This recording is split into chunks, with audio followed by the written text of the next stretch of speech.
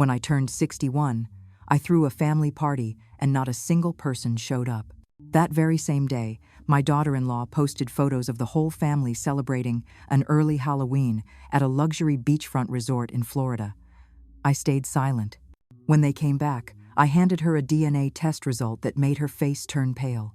I'm glad you're here with Stories of Mom Donna. If you're watching this video, please hit like, subscribe to the channel, and let me know where you're listening from. I always want to know how far our journey has reached. My name is Loretta Patterson, 61 years old. I live in the one-story house my ex-husband and I bought back when Elliot was still in elementary school. Now, it's just me here. Tonight is my birthday. The last Sunday of October, the air a bit colder than usual. I'd planned this evening 2 weeks ago. I'm not someone who likes to make a fuss over occasions that are about me. I just wanted a warm family dinner.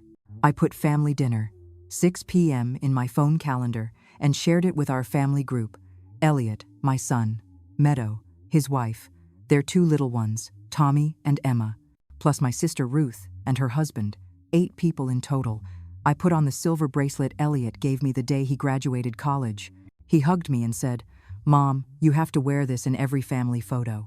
He's always been like that kind in a simple, genuine way. I've kept that bracelet safe for years. At 5:50, the oven beeped that it was ready. I opened the door, and the smell of roasted chicken with garlic and thyme filled the air. I told myself, perfect, the kids will love this. Tommy always asks for extra wings. 6 o'clock sharp. Still no sound of a car in the driveway. No little voices yelling, "Grandma," from the front door like always. No Meadow laughing loudly and making her usual dramatic entrance. "Oh my gosh, it's freezing out here." Nothing at all. I moved the pot of mashed potatoes to the smaller burner and stirred the butter so it wouldn't form a skin.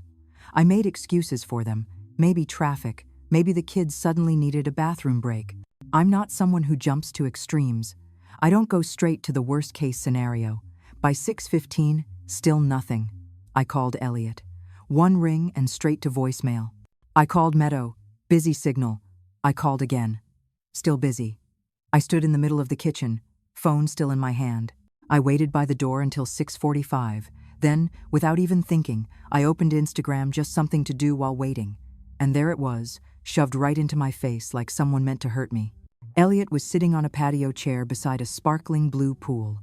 I recognized that Florida sunlight washed out skies from the sea breeze. Elliot was smiling. I hadn't seen him smile so freely in a long time. Tommy was wearing a black Batman costume with a bit of white face paint around his eyes. He jumped into the frame shouting something like "boo," and Meadow burst out laughing, holding an orange cocktail with a black spider-shaped straw. Emma was sitting in Meadow's lap, wearing cat ears with glittery star stickers on her cheeks. The caption under the video, typed in that syrupy tone Meadow always uses, "Family is everything number early Halloween." It felt like someone pressed a hand against my chest and shoved me hard down onto the table. Florida. Early Halloween. Family is everything. And I wasn't part of that everything. Not a single word saying, "My mom is home waiting for us." A notification popped up while I was still staring at the video, a new message from Elliot. "Mom, Meadow planned a surprise trip. I'm sorry for the late notice." I tried not to picture him typing that. I tried not to imagine Meadow right beside him saying, "Text your mom something or she'll get offended." I locked the screen. I didn't respond. I went back to the dining table. The candles had started to tilt, wax dripping in long streaks onto the white plates. I pinched the base of each candle and snuffed them out one by one. I wrapped the apple pie in plastic wrap and put it in the fridge. I turned off the oven and pulled out the chicken. The skin had lost its crispness, the grease cooling into a dull film. I stood at the head of the table right in front of the chair I'd saved for myself. From that spot, if everything had gone the way I imagined, I would have seen all their faces. Elliot, my son, the one I raised on my own after his father walked out on us. Meadow, the woman who stepped into his life fast and took up every inch around him even faster. Tommy, the little boy who used to run into my arms asking me to tie his shoes. Emma, the tiny one who always held out her hands for me to pull the meat off the bone for her. Ruth, my sister, who always said, "Family is about what we do for each other, not what we say out loud." And Ruth's husband, always loud but full of heart. I should have seen them here. But now, All I saw were empty chairs staring back at me as if they were asking, "Why are you still saving this seat?" The next morning, I woke up earlier than usual, even though I barely slept at all. The dining table still looked exactly like an untouched crime scene. I leaned on the edge of the sink, the water still running. I tried to think if I had said anything harsh to Meadow recently. Had I pressured Elliot into doing something he didn't want to do? Had I accidentally judged the way they were raising Tommy and Emma? Then my memory dragged me back through every moment, like someone slowly rewinding security footage. Last year's 4th of July. Our town had fireworks at the mall parking lot. Elliot said, "Mom, come by our place first, and we'll go together so we don't have to deal with the crowd." I arrived right on time for dinner. I even brought a potato salad, but when I walked in, the table was cluttered with dirty paper plates and half-eaten corn on the cob. The kids were lying on the floor watching TV, mouths still smeared with sauce. Meadow stepped out of the kitchen, smiling like nothing was wrong, and said, "Oh, I thought Elliot told you we ate earlier so we could get good seats for the fireworks." It was a last-minute change. Elliot stood behind her, looking guilty, scratching the back of his neck. I remember smiling and saying, "It's okay, as long as the kids had fun."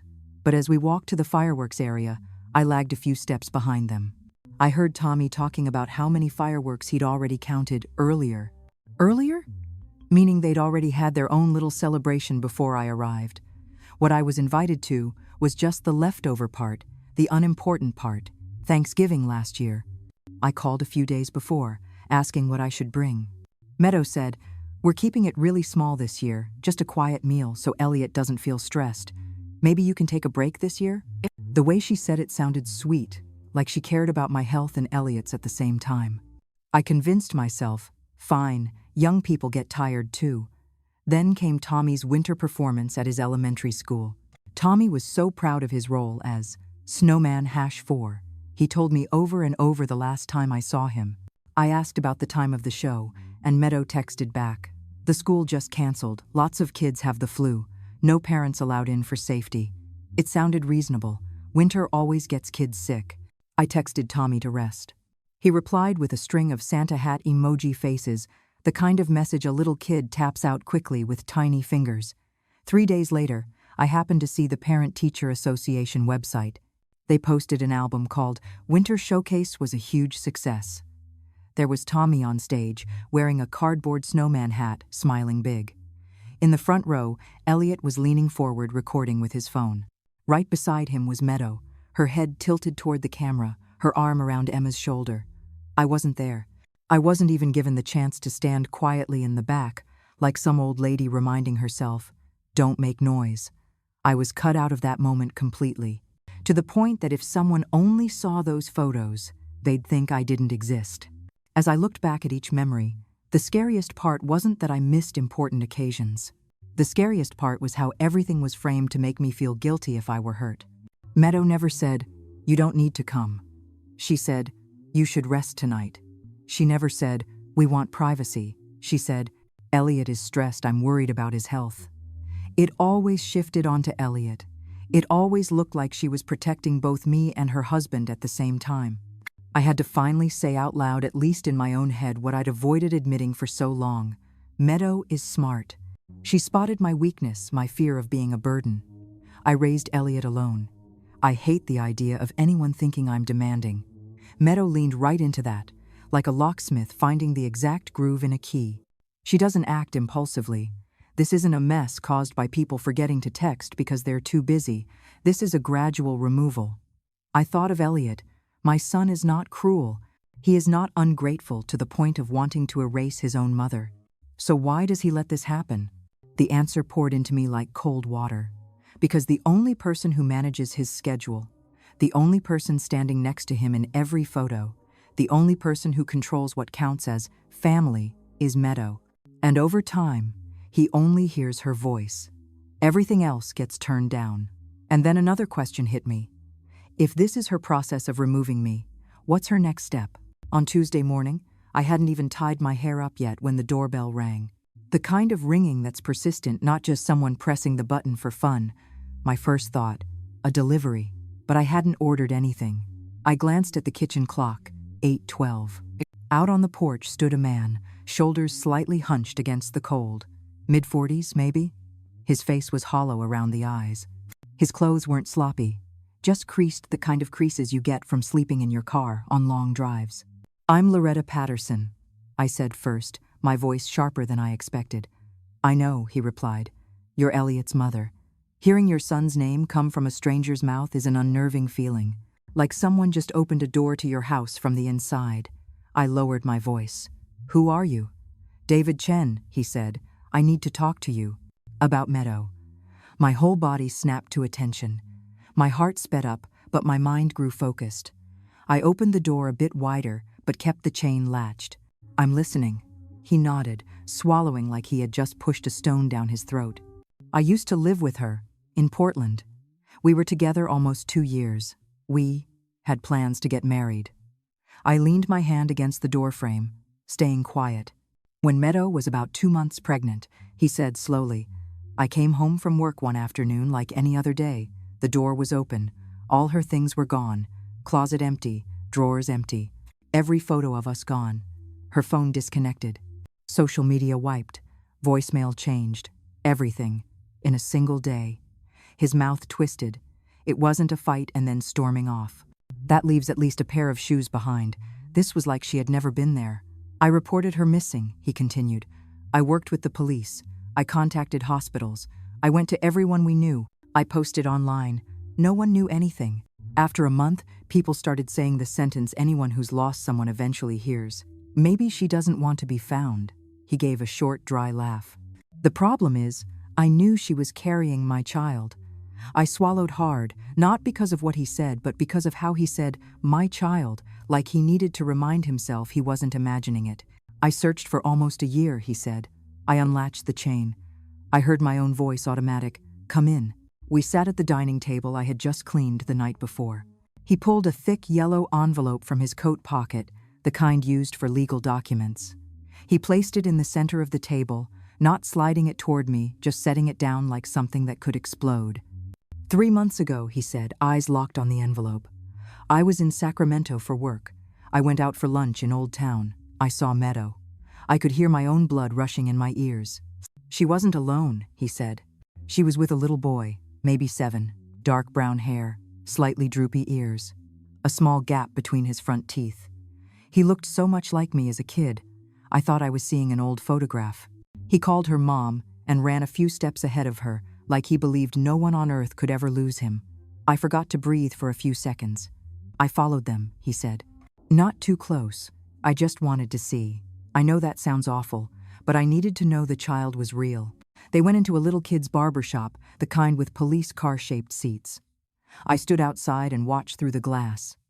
I saw the boy get his hair cut. I saw them wrap the hair in foil and toss it in the trash. "I went back after they left," he said. "I lied and said I was the boy's uncle and wanted to keep some hair for a keepsake. They gave me the little foil bundle because to them, it was just trash. I took it for a DNA test." Then he opened the envelope. His voice dropped to almost a whisper. "Tommy," he said. "The boy's name is Tommy. The results say I am Tommy's biological father, a 99.7% match." In that moment, I couldn't hear anything. Only one sentence echoed in my head like metal hitting the rail of a hospital bed. "So Tommy isn't my biological grandson." I looked at him. "Elliot doesn't know." "No," David said. "I've seen Elliot in Meadow's pictures. I've gone through everything she has set to public. I don't see any sign that Elliot knows. If anything, everything shows Elliot truly believes Tommy is his son." "I'm not here to take the boy away," David said suddenly, his voice urgent, like he was afraid I might misunderstand. "I'm not here to bang on the door demanding father's rights, dragging him from Elliot. I don't want to terrify Tommy or hurt Emma in the chaos of adults fighting. I know a shock like that can fracture a child. I don't want that." I opened my eyes. He was watching me like he needed to make sure I was still listening, that I hadn't shut down. "I'm here," he continued, slower now, clearer, "because I lived through exactly what Elliot is living through without knowing I was living through it. Meadow disappeared from my life as if she had never existed. Now I'm seeing the same pattern repeat. She's removing the people around Elliot, layer by layer. She's making it so he only has her and the kids. And then, at some point, she'll vanish from his life the same way she vanished from mine, and he will collapse. I collapsed like that. I know what it feels like. I don't want Meadow to pull that trick on another family, he said. And I don't think you want that either. I stared at the envelope on the table. I inhaled, feeling my chest stretch tight. All right, I said. Let me see. I took each item out and laid them in a row, a copy of Tommy's birth certificate, a copy of Elliot and Meadow's marriage certificate, black and white ultrasound photos with the date and time printed in the corner.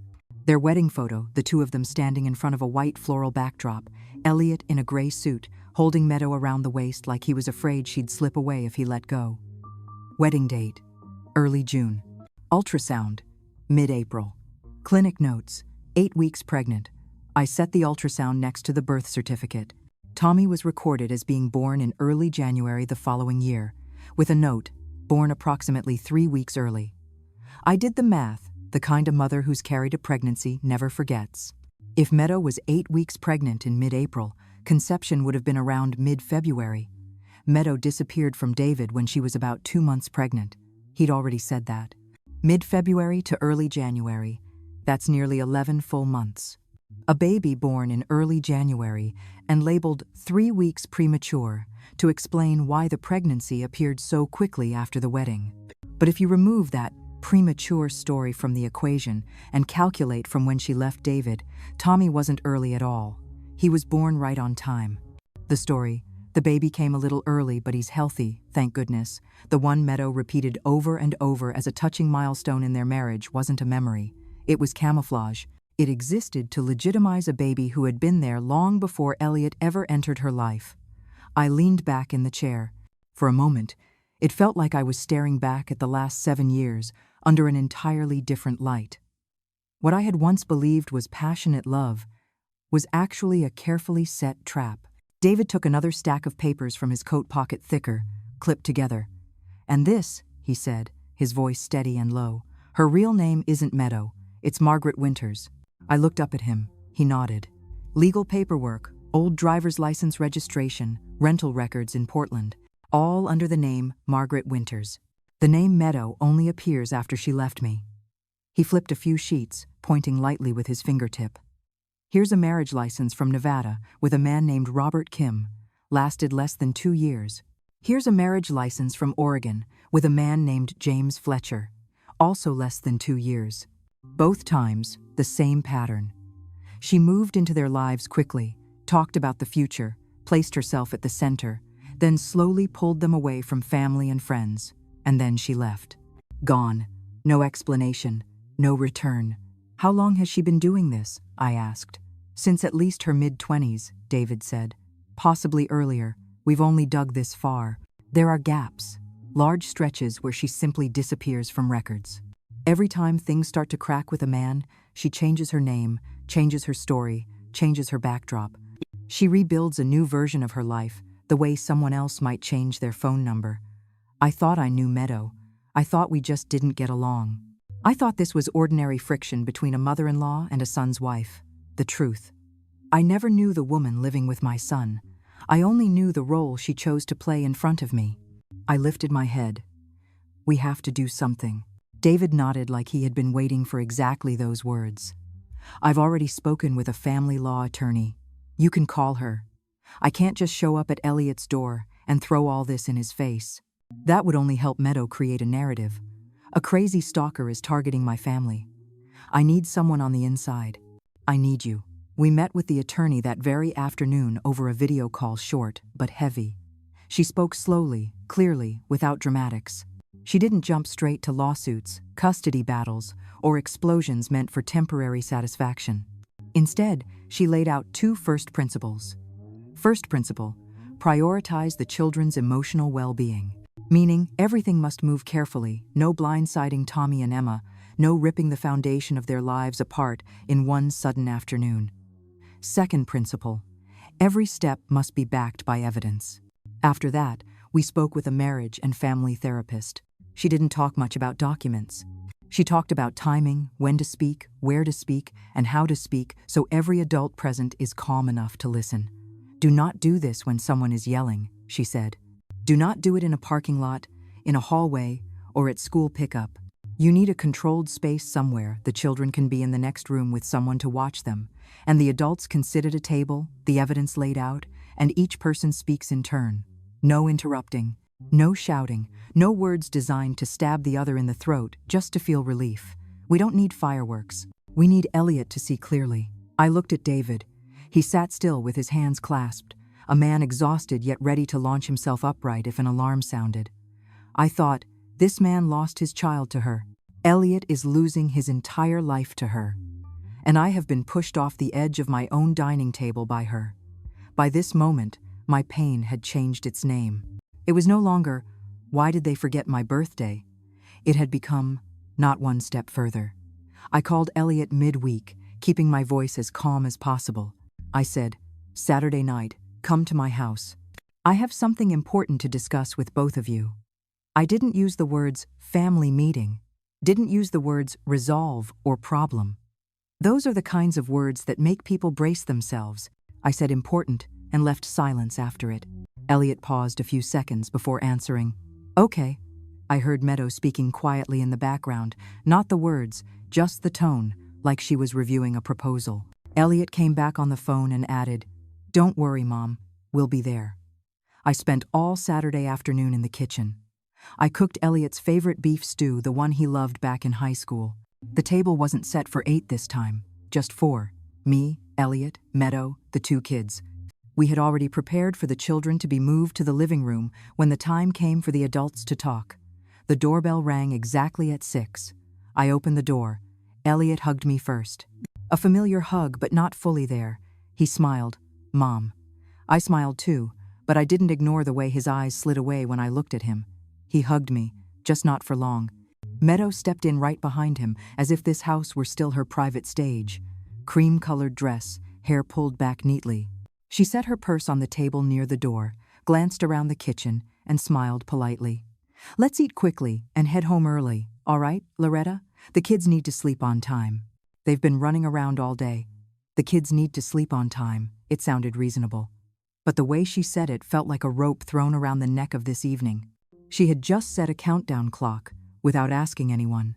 Tommy ran circles around my legs, chanting, Grandma, Grandma, Grandma, while showing off a plastic pumpkin keychain from Florida. Emma held her cat-shaped pillow and pressed her face into my thigh, quietly lifting her arms for me to pick her up. I lifted Emma, kissed her hair. My heart tightened. We sat down to eat. I kept the mood as normal as possible. Tommy talked about a pool 10 times bigger than the neighbors. Emma focused on smashing potatoes with her tiny spoon, lips covered in sauce. Elliot complimented the stew, said it tasted just like it used to. Meadow talked while chewing about how Florida helped Elliot relax again after all the work stress. I didn't respond. I let the kids fill their bellies first. I knew what was about to happen wasn't for their ears. When they started getting distracted from their plates, I turned on the TV in the living room, a gentle cartoon they liked, and set blankets on the couch. When I returned to the dining table, my heart was pounding in my ears. I had placed the envelope on the counter earlier, within reach but not visible. Now, I picked it up and set it right at the center of the table, in front of Elliot. Tonight, I said, my voice calmer than I felt, we need to talk honestly, without avoiding anything. I'm going to put some things here. I need you to look and stay calm, all right? Elliot looked at me, then at Meadow like he was waiting for a signal. Meadow gave a stiff smile. If this is about the birthday, again? No, I cut her off, without raising my voice. It's not about the birthday. I pulled out each document, every piece of evidence the truth required. I lined them up in front of Elliot, at his eye level. Elliot picked up the first one. The color drained from his face so fast it looked like someone had pulled all the blood out of him in 3 breaths. He read. He moved on to the next page. His hands began to tremble, but he kept reading. He reached the line that said 99.7%, and his eyes squinted as if the words no longer made sense in any language. What is this? His voice was rough. Meadow jumped in before I could answer. This is fake. I don't know where you dug up this garbage, but this is a violation of privacy. This is...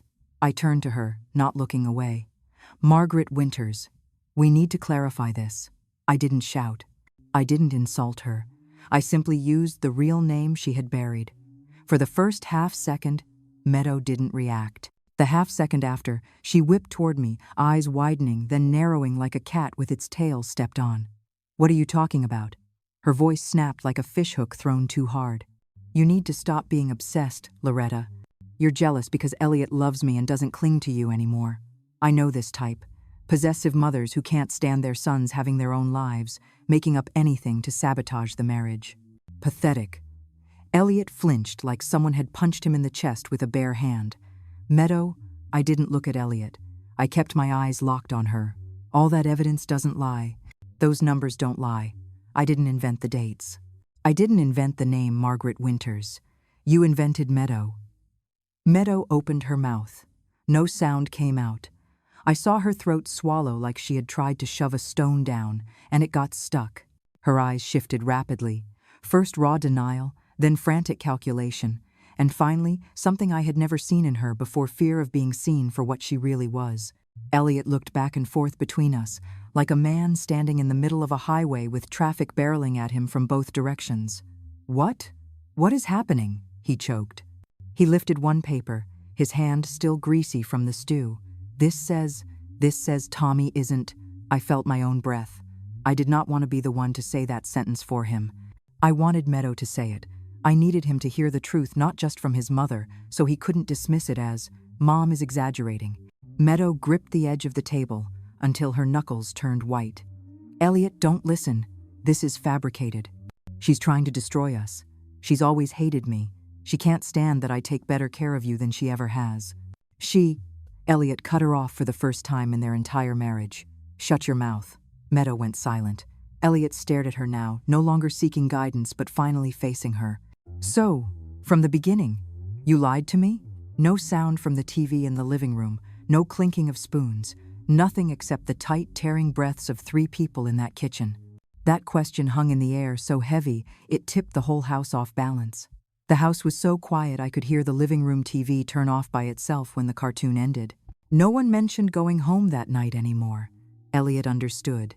Meadow wasn't there when everything fell apart.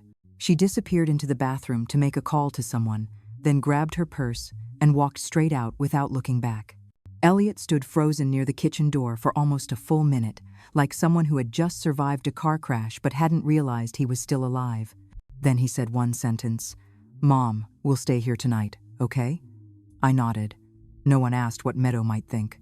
I set out 2 thin mattresses in the living room. Tommy lay next to Emma, both of them insisting on turning on the blue whale nightlight. Tommy's whole body was tense like a drawn bowstring, his eyes too wide for bedtime. Emma clung to her cat pillow like a float. I sat on the floor and read them a gentle story about a squirrel gathering acorns before winter. I kept my voice steady and avoided any words that hinted at separation or getting lost. David didn't come. He texted me, "I don't want to confuse Tommy anymore tonight. Tell me when it's safe for me to be involved." I looked at that message and felt grateful he understood that without anyone having to teach him. When the kids finally fell asleep, Elliot and I went into the kitchen. The smell of beef stew and black pepper still lingered. It felt like a sealed-off crime scene. Elliot sat down in a chair, elbows on the table, hands over his forehead. I took out a notebook and opened to a blank page. A to-do list. 1. Call the family lawyer first thing in the morning. 2. Back up every piece of evidence. I didn't think Meadow would break down my door tonight, but I wasn't naive enough anymore to believe she'd stay still.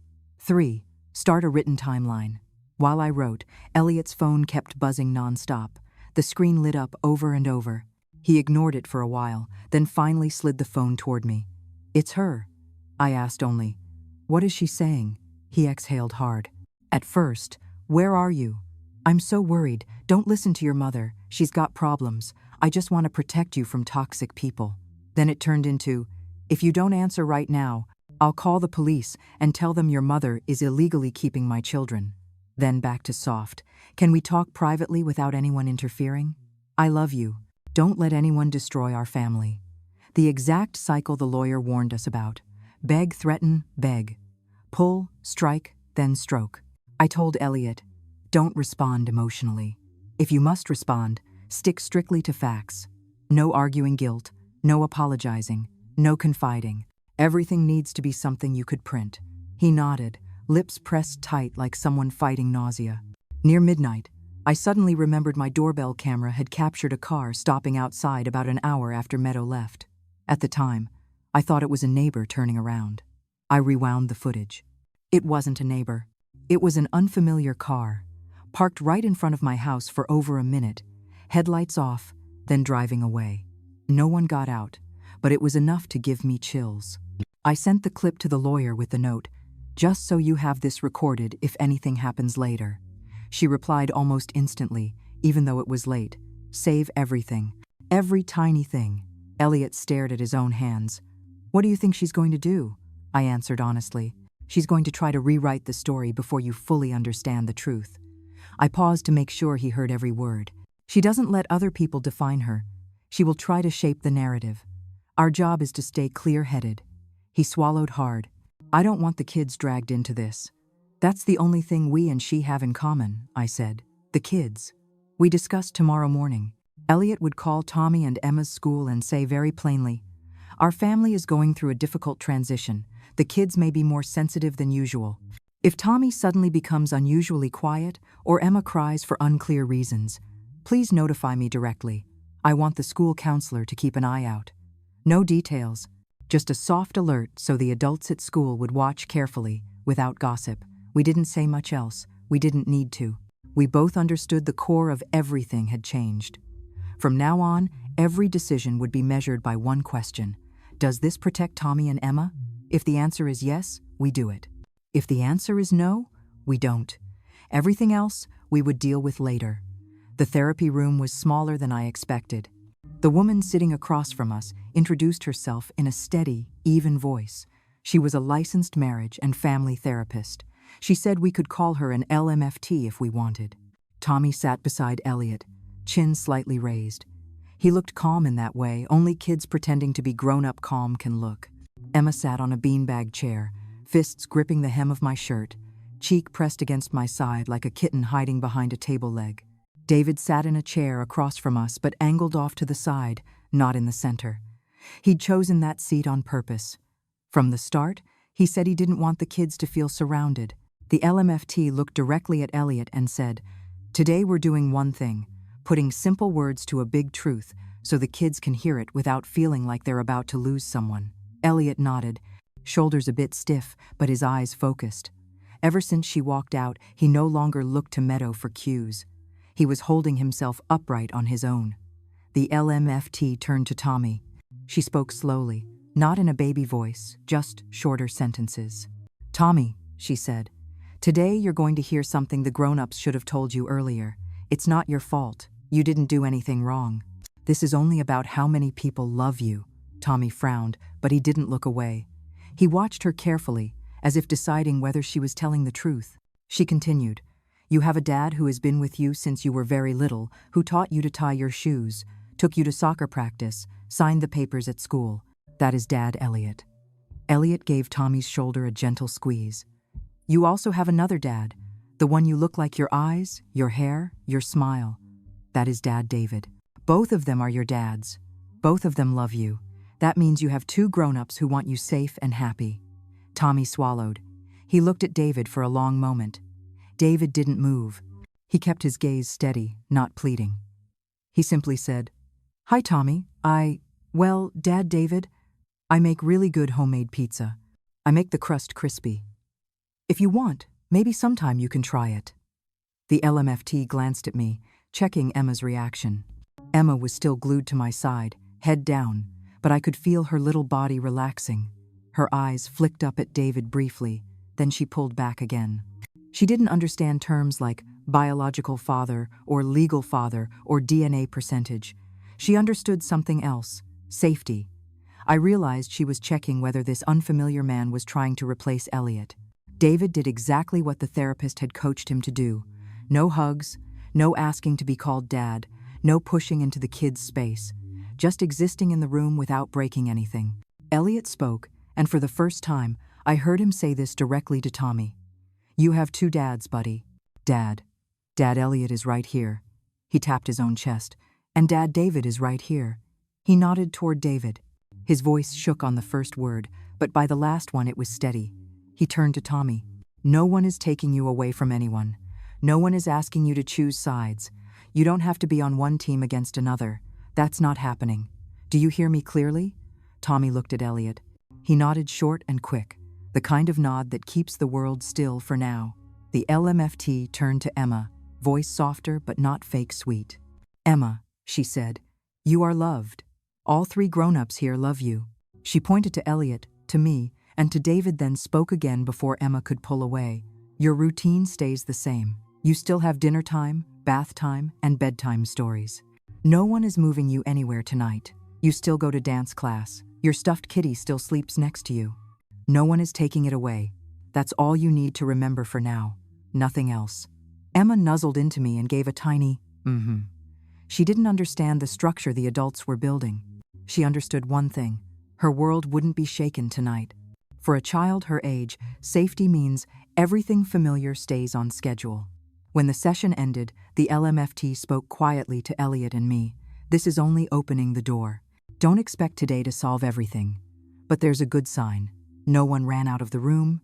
No one yelled, not true. No one said, you're not my dad. For a first session, that's a positive start. That night, Emma slept on the spare bed in my room, and Elliot laid a mattress beside Tommy's bed in the living room. I dimmed the lights until only the blue whale nightlight remained. Just before Tommy's eyes finally closed, he whispered not to anyone in particular, just into the dark. If I have 2 dads, then I have twice as many people cheering for me, right? None of us dared breathe too loudly then, because in that one sentence, I heard something none of us, not me, not Elliot, not David, had been brave enough to hope for. The truth doesn't only break things.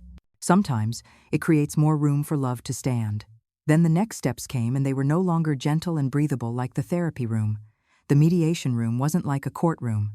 No gavels, no judge sitting higher than anyone else. Just a long wooden table, 4 chairs on one side, 3 on the other, and a mediator at the head of the table with a notebook open and ready. The mediator clarified everything before anyone could even speak the first sentence. Today is about finding a path to agreement without taking this straight to court. I'm here to make sure no one interrupts anyone else and no one threatens anyone. Everything said here is for the children's best interest first. We speak about needs, not personal attacks. Simple to say, but I saw Elliot swallow hard. After all we'd just been through, no personal attacks, felt like a request only a superhero could meet. Meadow arrived right on time, dressed carefully like she was interviewing for a new job. Light blouse, fitted pencil skirt, softly curled hair. Makeup just enough to look alert, but not predatory. She sat and instantly arranged her body language. Hands neatly placed, shoulders slightly slumped, as if fragile, chin tilted just right to signal softness. This wasn't the Meadow I knew. This was the curated version, the devoted mother under siege. I sat beside Elliot. Elliot sat with his fingers laced together, eyes not on Meadow but on the mediator. David sat further down, slightly back, exactly as we had planned. Elliot would be the primary voice where the kids were concerned. Elliot's attorney sat next to him, pages flagged with colored tabs. Meadow's attorney sat closely by her side, angled like a flimsy wall. The mediator said, "Who would like to begin?" Elliot's lawyer didn't ask anyone. She spoke immediately, voice calm and flat. "We will present a specific timeline and supporting evidence. I will not use emotional language. I will simply state events and documentation." She laid out each point. Slowly, clearly. The truth did all the work. Meadow listened with a silent theater of reactions. Fake shock, fake hurt, fake indignation. But I noticed her hands under the table ungiving, knuckles white from gripping too hard. When it was her turn to speak, Meadow switched her tone instantly soft, wounded, coaxing the mediator to her side. All of this could be staged. That test could be swapped. I don't even know who that man is other than someone who keeps following me. Who's to say he hasn't stalked me city to city and stolen my child's hair? I'm their mother. My priority has always been keeping Tommy and Emma safe. I'm trying to protect them from a stranger claiming to be a biological father. David remained silent. That was part of the plan. If he rose emotionally, Meadow would weaponize it into an aggressive man threatening me. He knew that. Meadow went on. I want contact between Tommy and this man David to be limited until there is independent verification. I want to ensure my son isn't dragged into something unhealthy." The mediator nodded, taking notes.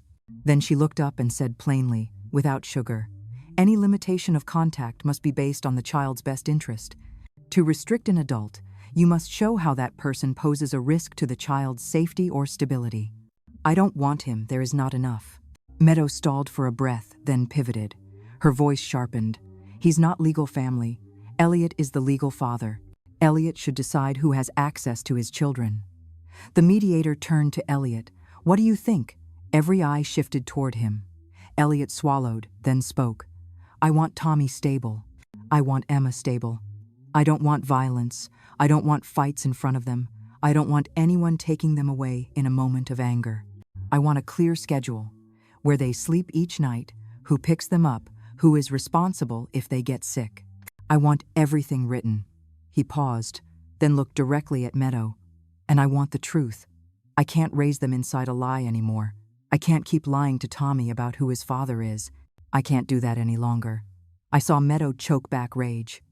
She turned sharply to her lawyer, looking for rescue. Her lawyer leaned in, whispered fast. When she sat upright again, her tone had shifted less combative, more pragmatic. "We," Meadow's lawyer said, "want to avoid anything tipping into criminal accusations. I'll state this plainly. If someone marries under deliberately false pretenses and uses a child to maintain that marriage while cutting the spouse off from family, the other party could pursue claims of marital fraud. If this escalates in a criminal direction, nobody benefits, least of all the children. I don't think anyone here wants that." I noticed the construction of her words. No responsibility admitted, just a threat-shaped shadow cast to herd us toward the quieter path. Meadow's lawyer continued before any of us could reply. "Our proposal is a quick divorce, clean paperwork. Simple division of assets, no prolonging. In the initial phase, my client Meadow will temporarily reduce direct contact with the children. Not because she's abandoning them, but to minimize emotional disruption. All communication goes through attorneys, no surprise visits. In exchange, no one escalates this into criminal court." Silence sat heavy for several seconds. I looked at Elliot. His face was pale, but his eyes were sharp. His attorney leaned in and whispered, explaining consequences in human language. After a moment, Elliot nodded. He spoke aloud. "I agree to that path, but I want some points clearly written." The mediator nodded. "State them." Elliot read them out, each one like a survival rule. "First, I take primary responsibility for the children's schedule for now. Second, David gets access to Tommy through a structured plan, not sudden, supervised at first if needed. Third, Meadow cannot show up unannounced at my home, my mother's home, the school, or daycare. All communication goes through lawyers by text or email. Fourth, nobody speaks badly about anyone in front of Tommy and Emma. I will not allow them to be turned into emotional leverage." Meadow listened, face arranged into composed. The mediator asked, "Meadow, do you object?" Meadow adjusted her blouse, returning to the gentle victim tone. "I just want to be sure my children aren't overwhelmed by this man David too quickly. I don't want Tommy confused." The mediator nodded. "We've already recorded. Gradual access per LMFT guidance. No pressure on the children. It's in the notes." Which counted as agreement. One thing was unmistakable. We hadn't won anything. No one hugged. No joy. But the chaos was no longer uncontained. And most importantly, Meadow's narrative was no longer the only story. Her name, her actions, her truth were now written down in front of a third party, on official record. 3 months after the mediation, our home developed a routine of its own, a new kind of circulation system. We didn't call it a recovery plan or a family therapy roadmap like the paperwork did. In our house, we simply called it our schedule. Wednesdays were pasta nights. David and I took turns making the tomato sauce. David minced the garlic too fine, the kind of person who follows the recipe exactly. I sliced my garlic thicker. I liked that little bite of heat at the end. Elliot boiled the pasta. Tommy was in charge of sprinkling cheese on top, and Emma sat in her booster chair swinging her legs, proudly assigning herself the role of smell tester, which meant sticking her nose over the pot and nodding like a TV chef. Some nights Emma just showed off that she'd drawn a heart that wasn't crooked. Some nights, Tommy confessed, I felt sad at recess today because someone asked where my mom was. Some nights, Elliot admitted, I wanted to text Meadow today, but I didn't. And it feels both lighter and sharper. We didn't forget the shock overnight. We just listened to each other. Tommy chose how to address everyone, no pressure, no instructions. One pasta night, he pointed to Elliot and said, Dad, I need more cheese. 5 minutes later, he turned to David. Dad, Dave, can you pour me more water? And both men stood up almost at the exact same time. I thought my heart might burst. But what happened next wasn't territorial. Elliot gave a small laugh, tired but relieved. David smiled, too awkward but proud. No one claimed real dad versus lesser dad. It wasn't about winning or losing anything. It was a 7-year-old announcing the shape of his family in the way that made sense to him, and 2 grown men accepting the seats assigned. Emma was different. Titles didn't matter to her. For her, love was measured by who was reading her bedtime book that night. Some nights she tugged Elliot toward her room. The next, she reached for David's hand. Another night, she climbed into my lap with the same worn picture book I used to read to Elliot when he was little. To Emma, love meant, whoever will read every word on this page and not skip the parts I love. That simplicity kept all of us from losing our minds. My role became clearer than ever. I was the anchor point. When Elliot worked late, I picked Emma up from dance and brought her home. When David had evening shifts, I helped Tommy practice spelling. I kept the dinner calendar, who cooked which night, where the kids slept each night. I added small rituals to make the house feel like a real home. Fresh flowers on the kitchen table each week, nothing fancy. A printed photo album on the shelf so memories weren't trapped only in a phone. I even printed the photos Meadow used to hoard on social media, Tommy scoring a goal, Emma in cat ears, and placed them where anyone walking by could see. I wanted the kids to look around and know they belonged to these walls in images that didn't disappear after 24 hours. Not everything went smoothly. I knew moments would come, but knowing doesn't soften the pain. One afternoon at school pickup, Tommy accidentally called David, Dad, in front of a couple classmates and parents. A boy instantly asked, Why do you call 2 people Dad? His voice carried that mix of curiosity and the smug undertone of my family is normal, and yours isn't. Tommy's face flushed. He turned away, biting his lip and clenching his backpack straps. That evening, even retelling it, he looked embarrassed and kept saying, I messed up, like he'd broken a rule. I sat beside him on the couch. I didn't lecture him about modern family structures or co-parenting models. I said, Listen, you have 2 dads. Both love you. If someone asks, just say that, then smile. That's it, no debate. And if they keep pushing, you can say, I have to go, and walk away. You don't owe anyone a lesson. Tommy exhaled. His shoulders loosened. He didn't need a grand statement, he needed a short exit line so he didn't feel strange. The kids also returned to the community around them. The neighborhood HOA hosted the official Halloween parade. This year, for the first time since everything crashed, the 5 of us went together. Nothing elaborate. Tommy wore a soccer uniform with black streaks under his eyes. Emma wore cat ears and a jacket with tiny ears. David wore a cowboy hat. Elliot wore a cheap vampire cape from the supermarket. I clipped a pumpkin pin in my hair. As we walked past houses strung with spider lights, neighbors stopped to say, What a cute group. No one stared like we were a scandal, at least not openly. I saw Elliot breathe out lightly, in a way I hadn't seen for months. The shame, his belief that I'm the fool who got tricked, who built a family on lies, stepped back a little when someone simply called us what we are, a family. That night we had dinner at my place. I reheated the leftover tomato sauce from Wednesday. David sliced garlic bread. Emma fell asleep halfway through, slumped over her wooden chair, cheek on her arm, lips still dotted with red sauce. Tommy held up his soccer Player of the Week badge like it was a military medal, eyes shining.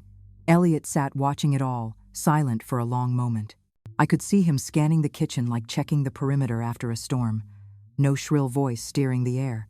No, kids need to sleep on time, hurry up and go home. No invisible tension everyone pretended not to feel. Just the sound of a spoon tapping the pot, the smell of tomato sauce rising, warm kitchen light. Ordinary if you looked from the outside. A bit messy, nothing special. But to us, it was undeniable proof that this home was no longer in the hands of someone who lied. That Friday night started out as quiet as any other. The kids had brushed their teeth, taken that one last "I'm so thirsty" sip to delay bedtime, and were tucked under their blankets. Emma fell asleep first, arms wrapped around her stuffed kitty. Tommy kept trying to reenact his perfect slide tackle from soccer practice for the third time until his eyes finally drooped mid-sentence. And then I slid. Elliot pulled the blanket up around him and kissed the top of his head. David stood at the doorway, not intruding on the moment, but not removing himself like an outsider either. I turned off the blue whale night light, leaving only a thin strip of hallway light. We walked back to the kitchen. No more kid noises, just the steady hum of the dishwasher. David stood there for a moment, his hands clasped on the table, like a man gathering courage before he lost the chance to speak.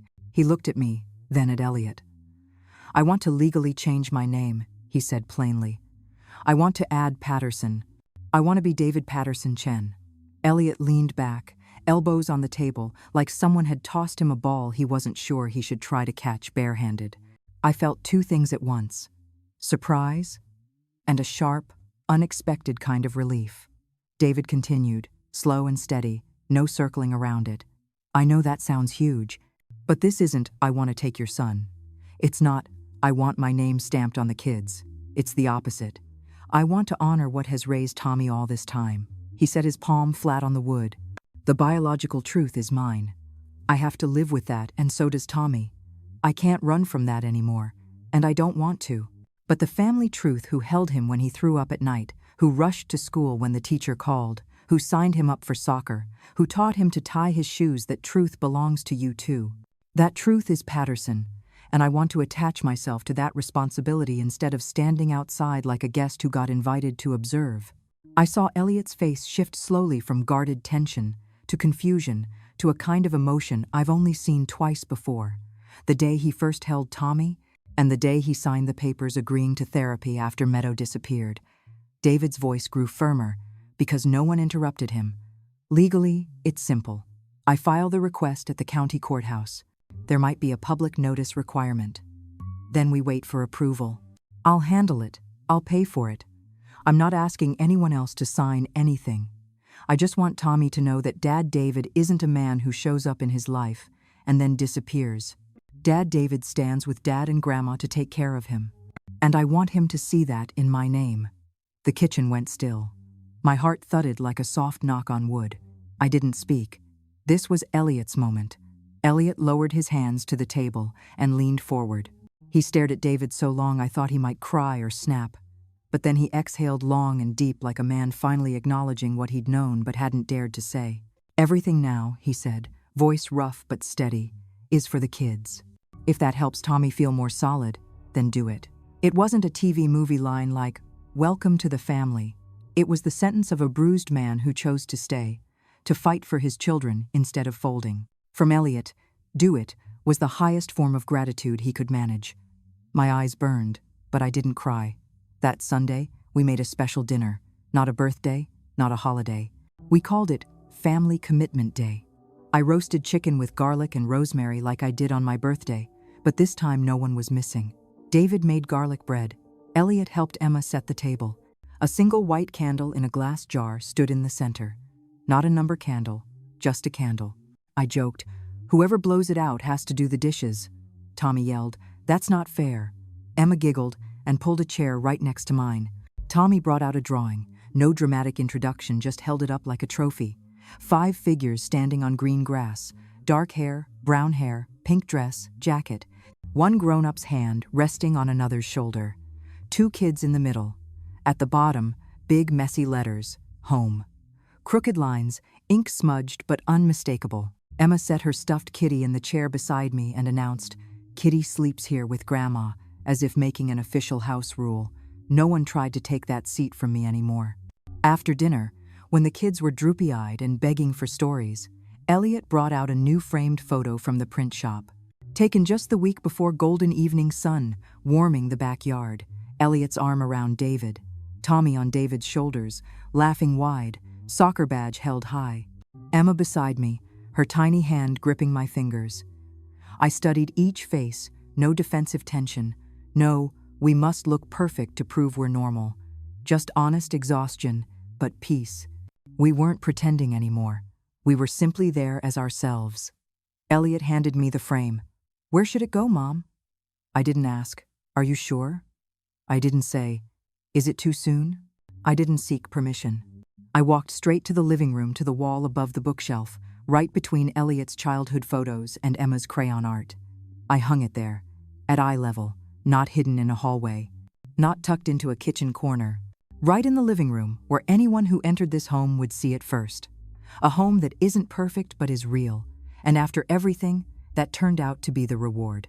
The story you just watched is fictional, but every glance Loretta gave her children, every empty chair she kept waiting at the dinner table, touches a truth we all try not to face. Sometimes, to protect your family, you must confront the person you once called family. Not with shouting or drama, but with discipline, evidence, and faith in what is right. Names and details have been changed to protect the identities of those who could be recognized. We tell this story not to encourage hatred, but to remind you that there are mothers, the ones who seem the smallest in the house, who have held back entire storms with nothing more than resolve and two hands cooking the dinners that keep a family standing. If you've ever been labeled difficult or cold just because you set boundaries, remember this. That isn't cruelty, that is dignity. And if you believe justice isn't the roar of a crowd but the quiet moment when truth is finally put in its rightful place, share this video. Somewhere out there, a mother may need just one story to rise up and protect her children, not with noise, not with theatrics, but with steadiness, clarity, and no step backward. Don't forget to subscribe to Stories of Mom Donna, where every story is a quiet surgery, cutting open the lies, removing the manipulation, and stitching trust back together, so the heart can learn to beat strong again, not from hatred, but from truth. On the end screen, you'll find 2 more stories about those who seem to lose everything, yet held tight to the one thing money can't buy: dignity. Trust me, you won't just watch them. You'll feel every heartbeat in your own chest.